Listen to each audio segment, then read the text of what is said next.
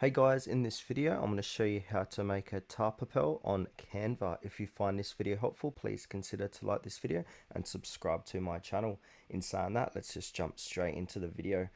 Alright, step number one is to open up Canva. And now once you're in, select your project you'd like to make as a Tarpapel. So for this demonstration, I'm going to choose one of my recent designs here. So this one here, this birthday invitation. And now from here, we want to go ahead and download it. So I'm going to go ahead and click on share and download and click download again. And now once that's downloading, we want to open up a web browser and go to docuslice.com. And then from here, we want to go ahead and click on the blue get started button. Now I'm going to set the language to English. And now from here, we're going to drop that PDF or image you just downloaded.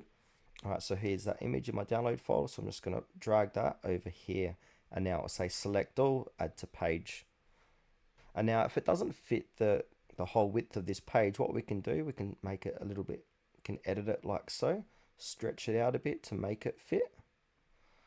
And on the left hand side, it will say post to 2x3, so we can change that by 4x4 if we like, or we can do 6x6. But I want to keep it 3x3. Looks pretty cool. Just depending of the size of your image. So yeah, just choose the right one. So I think 2x3 was the best layout. I reckon 2x3.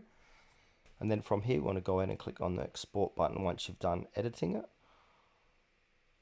So now, once you're happy with the layout, you can click on export to share on the bottom right hand corner of the page. But before we do that, we can see on the left hand side, we can add in scissor marks if you want to add scissor marks to it to make it easier to cut out. You can also switch between solid and dash cut lines or adjust the margins based on your preferences as well. So if I want to do dash lines, I can add them, or if I want to do solid lines, I can leave it at solid lines. And now after exporting, download the file and save it. Now it's ready for printing. That's it. I hope this tutorial helped. If you found it useful, don't forget to like this video and subscribe to the channel.